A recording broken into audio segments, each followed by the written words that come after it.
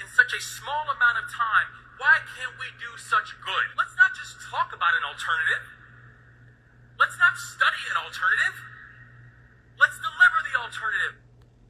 That was Maryland Governor Wes Moore, a potential 2028 contender in South Carolina this weekend, in trying to offer his party a path forward. And this morning, we have a brand new CNN poll that shows what voters are thinking about both parties.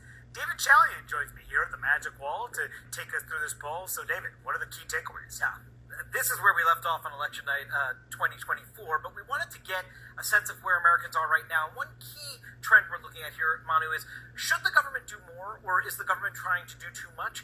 58% in our new poll of Americans now say the government should do more. That is a 30-year high that we have seen. So what's driving that? Why are so many fewer Americans saying that the government is trying to do too much? Well, as you might imagine, we're seeing that movement among Republicans who are in charge of all aspects of government right now. Look at this huge drop. From August of 23, 73% of Republicans said the government was doing too much. That was when Joe Biden was president. Now it's down to 57%. But we also see this decrease in those saying government's doing too much among independents as well. We also wanted to test where the country stood with the parties on various issues, okay?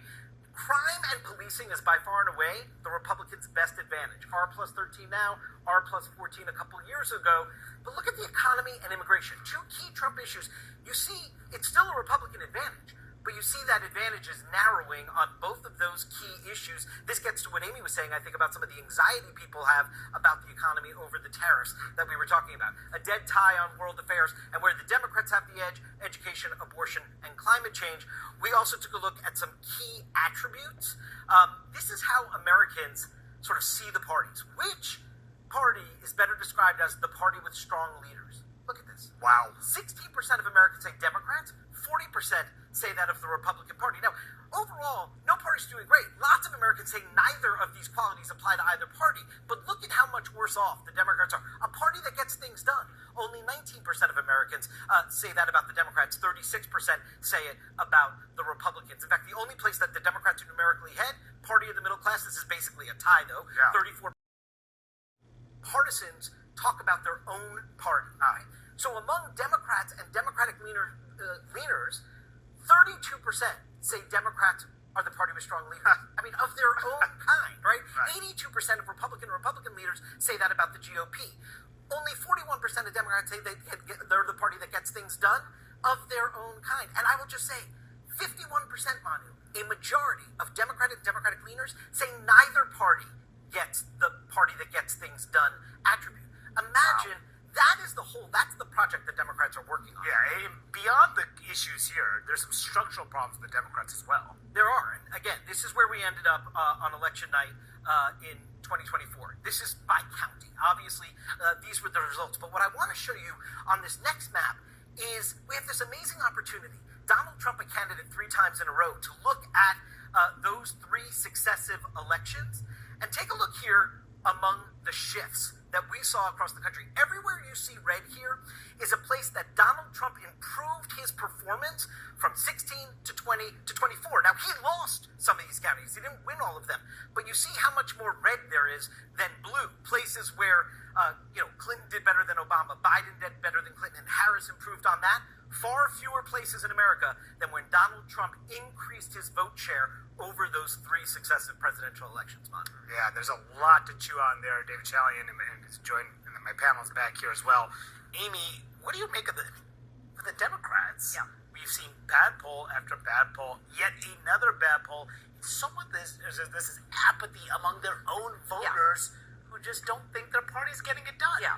Now, listen, some of this is a hangover from the frustrations of the last 2 elections, and the frustration about Biden, right? That he really was not present for the last year or so in their minds as president.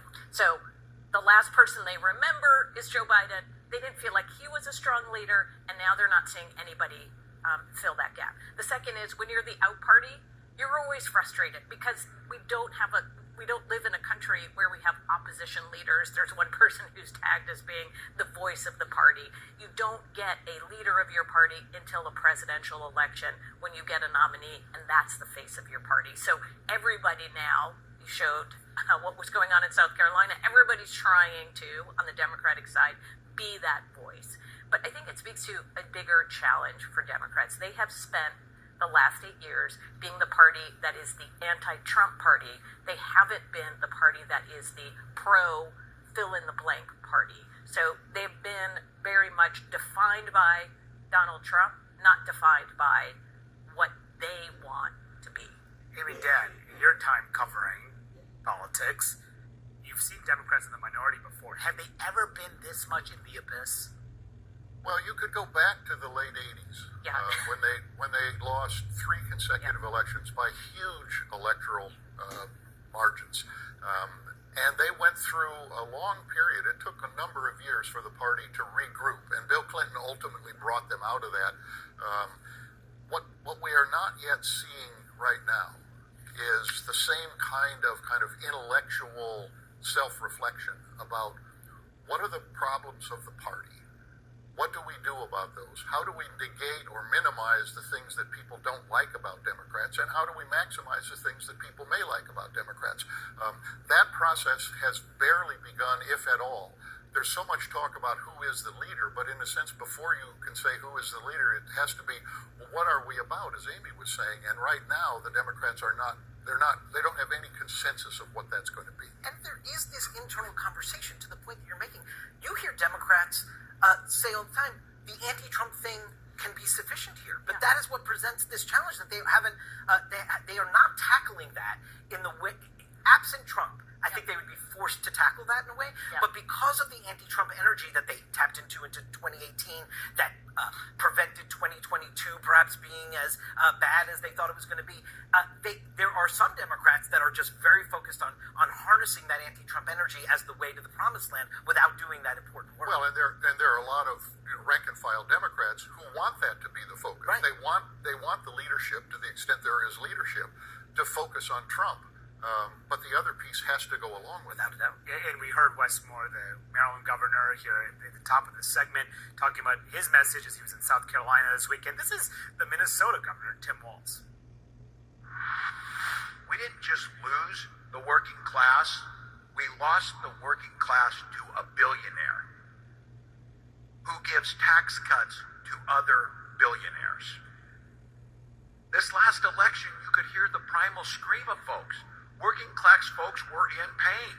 They were yelling from the top of their lungs, do something. Do something.